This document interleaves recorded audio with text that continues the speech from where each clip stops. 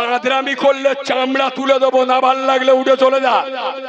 আল্লাহ বললেন উলাইকা কাল আনাম, এরা হলো চার পেট জানোয়ার, যারা আমার কুদরতকে অস্বীকার করে, যারা আমার কথা অমান্য করে, আমার কোরআনকে অমান্য করে, এরা উলাইকা কাল আনাম, এরা চতুষ্পদ জানোয়ার। তখন কুকুর বলছে আল্লাহ এদেরকে কুকুর বলে আমাদের কুকুর জাতিকে লজ্জা দিও না। আল্লাহ তখন বললেন বালহুম আদল, এরা শুধু জানোয়ার না, এরা শুধু কুকুর না, এরা কুকুরের থেকে নিকৃষ্ট, এরা শুধু সর নয়, এরা সরের থেকে ডেঞ্জারাস, এরা বরাত থেকে খারাপ, এরা চার পেট জানোয়ারের থেকেও নিকৃষ্ট। কোরআনের ওয়ার্ড বালহুম আদল, এরা হলো চার পেট জানোয়ারের থেকেও নিকৃষ্ট। এই শোনেন, কুকুর হাড় খায়, কুকুর মাছের কাঁটা খায়, মালিক যখন ডাকে ছুটে যায়। কুকুরের মালিকের উপরে ঈমান আছে না নাই? জোরে বলুন, আছে না নেই? কুকুরের ঈমান আছে? কুকুর জান্নাতে যাবে? আরে কথা বলেন, কুকুর জান্নাতে যাবে? কুকুরের ঈমান আছে কিন্তু কুকুর জান্নাতে যাবে না। এ তুরুপ চালানো কুকুরেরও ঈমান আছে, এ কুকুরও জান্নাতে যাবে যাবে না। বিশ্ব নবী বলে যাচ্ছেন মান তারাকাস সালাতা মুতাআম্মিদান ফাকাদ কাফার, যারা ইচ্ছা করে নামাজ ছেড়ে দিল, নামাজকে ইনকার করে দিল, ওরা কাফের হয়ে গেল।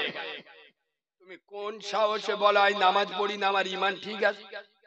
নবী বলছে যারা ইচ্ছা করে নামাজকে ইনকার করলো, নামাজকে ছেড়ে দিল, ওরা কাফের হয়ে গেল। আমার পৃথিবীর সব থেকে বড় সত্য সাংবাদিক নবী মুহাম্মদ সাল্লাল্লাহু আলাইহি ওয়াসাল্লাম বলেছেন মান তারাকাস সালাতা ফাকাদ হাদামাদ্দিন, যারা আমার নামাজকে ছেড়ে দিল, ওরা আমার দিনটা ধ্বংস করে দিল। আর সালাতু ইমাদুদ্দিন, নামাজ হলো ইসলামের খুঁটি। যারা নামাজ ছেড়ে দিল, ওরা ইসলামের খুঁটিটা ভেঙে দিল।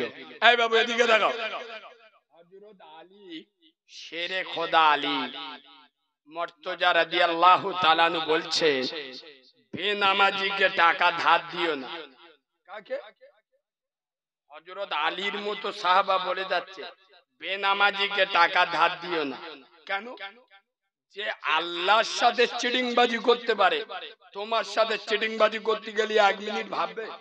আর কথা বলে না, ও তো লেভেলে অনেক বড় গো, তো আল্লাহর সাথে চিটিংবাজি করে, তুমি তো কি পোকামাকড়। কথা বলে না। হযরত আলী বলছেন বেনামাজিকে টাকা ধার দিও না। কেন? যে আল্লাহর দেওয়া ওয়াদা রাখে না, সে তোমার দেওয়া ওয়াদা রাখতে পারে না। খোদার কসম, হে হাড়োয়ার মুসলমান, আমি বাচ্চা মাওলানা কারিমুল্লাহ জাহাদি দুটো পায়ে ধরে বলে যাচ্ছি, যেখানে যান যাই করেন নামাজ পড়েন, আল্লাহর কোরআন বলছে। হাড়োয়ার বাজারে আমার মুখে দাড়ি, মাথায় টুপি, মাগরিবের আযান হচ্ছে, চা দোকানে অনেকজন আছে, আমিও আছি।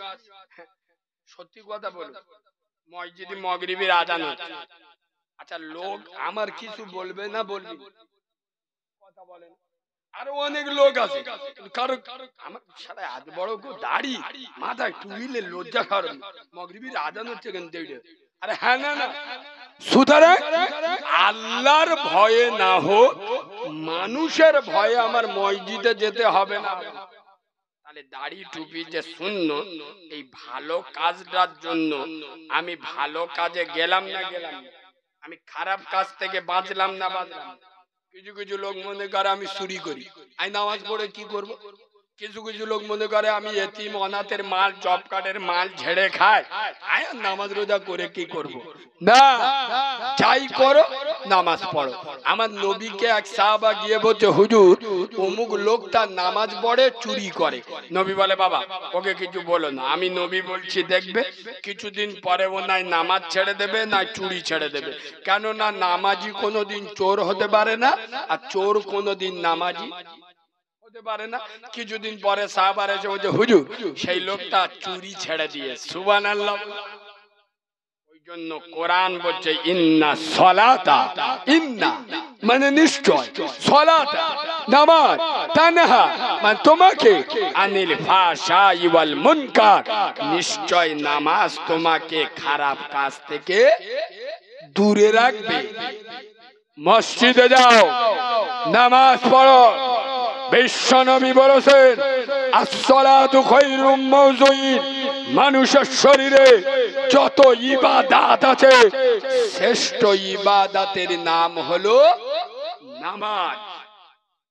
খোদার কসম, আজ গোটা দুনিয়ায় লক্ষ্য করে দেখেন, সারা পৃথিবীতে আজ মুসলমান লাঞ্ছিত, বঞ্চিত, অপমানিত, ভুলণ্ডিত, শোষিত, নির্যাতিত, নিষ্পেষিত। একটাই কারণ, আজ মুসলমানদের কাছে সব আছে, একটা জিনিস নেই, সেটা হলো সিজদা। খোদার কসম, যে সিজদার বলে বিশ্বনবী রাসূলুল্লাহ বদরের ময়দানে তার দামি মাথাটা আল্লাহর কাছে নত করে বলেছিল, আল্লাহ আমি তোর মুস্তাফা, আমার দামি মাথাটা নত করলাম। আল্লাহ আজ বদরে বিজয় লাভ করাবে তুমি। একদিকে 1000, একদিকে 313 জন। আল্লাহ বললেন, মুস্তাফা কোনো ভয় নাই, আমি আল্লাহ কথা দিচ্ছি, তোর সোনার সাহাবারা যখন আগে বেড়ে যাবে আমি আল্লাহ আমার কুদরত কাজ করবে। সুবহানাল্লাহ বলে।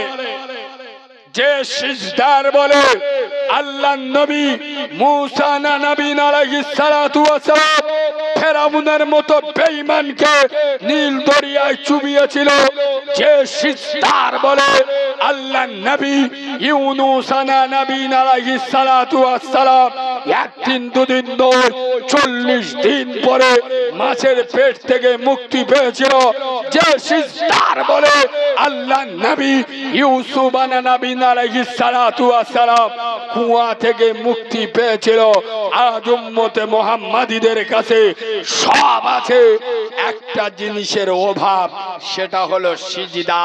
আর যেদিন মুসলমানদের সংখ্যা ছিল 313 জন, যেদিন ইমানদারের সংখ্যা ছিল 313 জন, যেদিন মুসলমানদের সংখ্যা ছিল 313 জন, যেদিন ইমানদারের সংখ্যা ছিল 313 জন, যেদিন নবুয়াত পন্থীদের সংখ্যা ছিল 313 জন, যেদিন তৌহিদ পক্ষদের সংখ্যা ছিল 313 জন, যেদিন একত্ববাদীদের সংখ্যা ছিল 313 জন। খোদার কসম, সারা বাংলা নয়, সারা ভারতবর্ষ নয়, সারা পৃথিবীকে জয় করেছে। আর আজ গোটা দুনিয়ায় প্রায় 250 কোটির মুসলমান কেলানি খাচ্ছে না খায় না, কথা বলে না, খাচ্ছে না খায় না। এই ভারতবর্ষে, আরে পৃথিবীর কোন মুসলিম দেশে এত মুসলমান নেই যা ভারতে আছে। ভারতের মুসলমানরা শান্তিতে আছে, কথা বলে না। এরা তো আল্লাহর কাছে বলতে, আল্লাহ আমাদের পোকা মেরে দাও, আল্লাহর কাছে চেয়ে লিখছে, ও আল্লাহ আল্লাহর কি হয়েছে, ও আল্লাহ তুমি দেখতে পাও না। আমরা খাড়ুবালার মুসলমান 100-র মধ্যে 99 জন বেনামাজি, 100-র মধ্যে 99.5টা বাড়িতে সুদের ব্যবসা চলে, যে কোনো না যে কোনো ভাবে সুদ ঢুকে গেছে। 100-র মধ্যে 80টা যুবক জেনায় যুক্ত। আল্লাহ 100-র মধ্যে 80 জন বাম্মার ভাত দিই না, তোমার চোখ নি, আমাদের পোকা মেরে দাও। আল্লাহর কাছে জোর করে হাতে পাই ধরে গজব চেয়ে লিখছি। এরা মনে মনে করেছে বছরে একবার জলসা দেব। আর মৌলবীরা বলে গেছে জলসায় বইলি গুনাম্মা, এমন জলসা দেবো জিবরাইলি চোখ হলুদ হয়ে যাবে। কি গো বাবা, আমার কথা কি রাগ করছেন নাকি? পিছনের ভাইরা আমার কথা অসুবিধা হচ্ছে কি? আমার ভাষাগত দিক অসুবিধা হচ্ছে? শোনেন, আমার বাড়ি ডায়মন্ড হারবার। আঞ্চলিক ভাষার কিছু প্রবলেম হতে পারে, তবে আমি যে কোরআন হাদিসের কোটেশন দিয়ে যুক্তিতে কথা বলছি, যদি রেগে যান ডোন্ট কেয়ার। বললাম আমি লোকে আলাদা, ওই জলসায় শ্রোতাদের এসে দুলা ভাই বোনাই বোনাই করে ওয়াজ করব, ও বক্তা তো আমি নয়।